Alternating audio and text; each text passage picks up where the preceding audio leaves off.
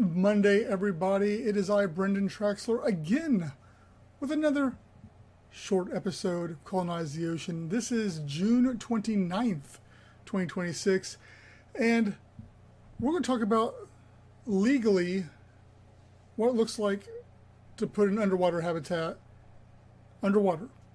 And there's a lot that goes into it, especially really it boils down to where you're going to put it. And that really is a big portion of all of it, because if you're going to put it in the United States coastal waters, you've got a lot of regulations you got to jump through. You're going to put it in international waters. Like, it depends upon the nation who owns the waters around there, which really boils down to your number one question, because local jurisdiction ends up defining a lot of the other steps you have to jump through under there. So, where do you start? Obviously picking a location or finding a good location, one that's preferably friendly to what you're trying to do. ASC, a long-term ocean is it, but we figured let's start somewhere central, freshwater United States, that might be a little bit easier on the legal front, and we'll get to why that is here in a second. But you have to look at your permits, your environmental permits, your construction permits, your if it's the waterway of navigation, your seabed lease, your coastal development permits. There's agencies that have to get involved, like I said, here in the United States. Coast Guard, I think even NOAA even gets involved with it. State laws.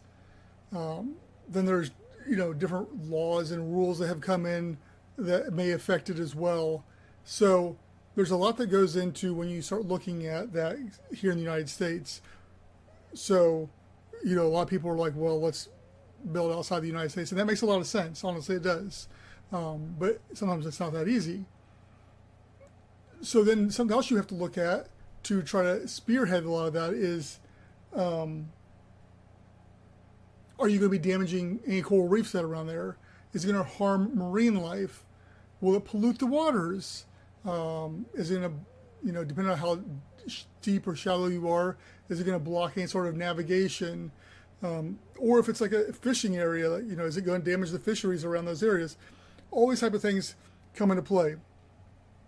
The environmental impact is probably almost on the same level as where you place it when trying to judge an underwater habitat. That's why ASC is more heavy on like a private lake or a quarry or something along those lines to get started off with the prototype, because it becomes a whole lot simpler. It basically boils down to who owns it. Who owns it? Is it a state? Is it privately owned? The red tape you have to jump through as far as, is there any local zoning that's going to restrict it? Building permits, environmental guidelines become a whole lot simpler. And really at that point in time, you just look at what type of liability insurance are you going to need, an agreement with the people and stuff like that may be entering and working on it and staying there. So really ownership, state regulations, etc., and it becomes a whole lot simpler. We've covered the actual habitat itself and where it goes and stuff like that, but then there becomes a whole, like I said, liability aspect of the people who are staying there. What does that look like? What type of insurance do you have to have on that? And type of thing, life support systems, redundancies there, emergency evacuation plans, all that has to be in place too, not only just because it's smart and you should be doing it regardless, but because that's going to come into your insurance plans, probably a lot of what the state and the local jurisdiction is going to say, or if you're international or in the coastal waters too. So that's basically the gist of what you have to look at, that can shove into a 5-minute podcast here about that. It's definitely something to dig into deeper, and I think I probably will.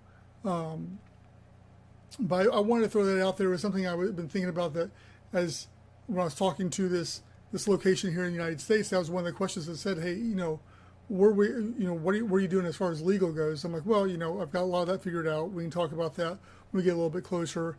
But a lot of it boiled down to where are you, and I need to know ownership and all that kind of stuff so we can start figuring all that out. So that's where we're kind of at. That's where ASC is kind of at. But that's where you may be at too. If you are dreaming of underwater habitats, if you're wanting to build one day, if you're thinking, hey, I see what you're doing, I like it, I want to do that too, then hey, here you go. There's some little quick steps, little things you need to be taking into consideration in your mind on where to build, how to build, and other loopholes you're going to have to jump through when it comes to that. And because of that, we're going to have a Patreon poll like we do every week. Last week I discussed the difference between ambient pressure and 1 atmosphere underwater habitats, and that was kind of what the poll was about. It was basically, which underwater habitat would you prefer to, or do you think is going to win long run, or would you prefer to have, type of thing. And so I broke it down into basically 3 or 4, which was ambient pressure, which, if you don't remember, ambient pressure was it matches the pressure from the outside, so it makes coming and going a whole lot easier. 1 atmosphere, which means it keeps the habitat as the same pressure as the surface, so that you can come and go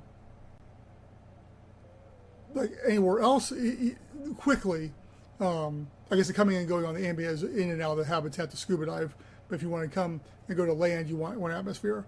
Or a hybrid system that incorporates both of those with maybe like a diver lockout system and stuff. Or the 4th option was, it's just too easy to tell on that. But I don't think it's too easy to tell. All this stuff has been experimented. We know what works. We know what doesn't work. And so the answer that the majority had was hybrid system. And long term, I think that's what you're going to have. Ambient pressure, I think, is the easiest. 1 atmosphere is the best. But for those people that want to experience a little bit of both worlds, the hybrid system is the way to go. So with that being said, hop on over to patreon.com/Atlantis Sea Colony to take our weekly poll. And we will see you back here next week. Thanks.